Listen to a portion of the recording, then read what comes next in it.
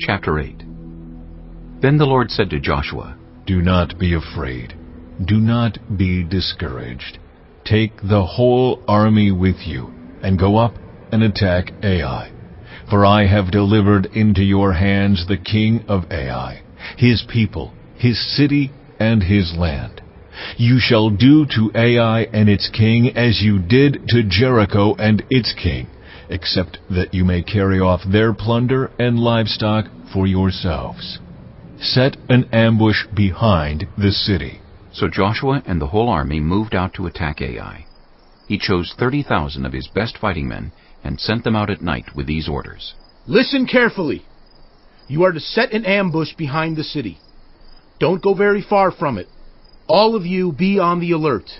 I and all those with me will advance on the city. And when the men come out against us, as they did before, we will flee from them. They will pursue us until we have lured them away from the city, for they will say, They are running away from us as they did before. So when we flee from them, you are to rise up from ambush and take the city. The Lord your God will give it into your hand. When you have taken the city, set it on fire. Do what the Lord has commanded. See to it.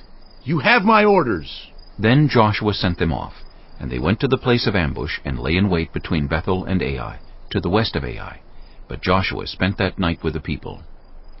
Early the next morning Joshua mustered his army, and he and the leaders of Israel marched before them to Ai. The entire force that was with him marched up and approached the city and arrived in front of it. They set up camp north of Ai, with the valley between them and the city. Joshua had taken about 5,000 men and set them in ambush between Bethel and Ai, to the west of the city. So the soldiers took up their positions, with the main camp to the north of the city, and the ambush to the west of it. That night Joshua went into the valley. When the king of Ai saw this, he and all the men of the city hurried out early in the morning to meet Israel in battle at a certain place overlooking the Arabah. But he did not know that an ambush had been set against him behind the city. Joshua and all Israel let themselves be driven back before them, and they fled toward the wilderness. All the men of Ai were called to pursue them, and they pursued Joshua and were lured away from the city. Not a man remained in Ai or Bethel who did not go after Israel. They left the city open and went in pursuit of Israel. Then the Lord said to Joshua, Hold out toward Ai the javelin that is in your hand, for into your hand I will deliver the city. So Joshua held out toward the city the javelin that was in his hand. As soon as he did this, the men in the ambush rose quickly from their position and rushed forward. They entered the city and captured it, and quickly set it on fire. The men of Ai looked back and saw the smoke of the city rising up into the sky, but they had no chance to escape in any direction. The Israelites who had been fleeing toward the wilderness had turned back against their pursuers. For when Joshua and all Israel saw that the ambush had taken the city, and that smoke was going up from it, they turned around and attacked the men of Ai. Those in the ambush also came out of the city against them, so that they were caught in the middle, with Israelites on both sides. Israel cut them down, leaving them neither survivors nor fugitives. But they took the king of Ai alive and brought him to Joshua.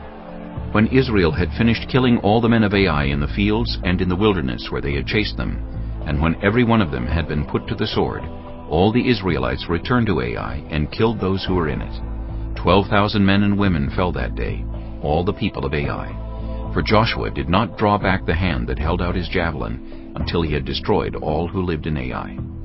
But Israel did carry off for themselves the livestock and plunder of this city, as the Lord had instructed Joshua.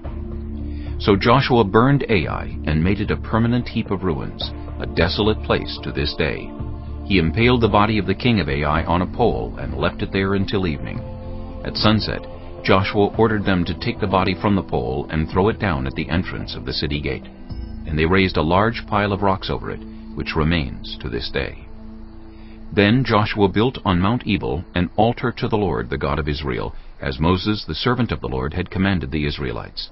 He built it according to what is written in the book of the law of Moses, an altar of uncut stones, on which no iron tool had been used. On it they offered to the Lord burnt offerings and sacrificed fellowship offerings.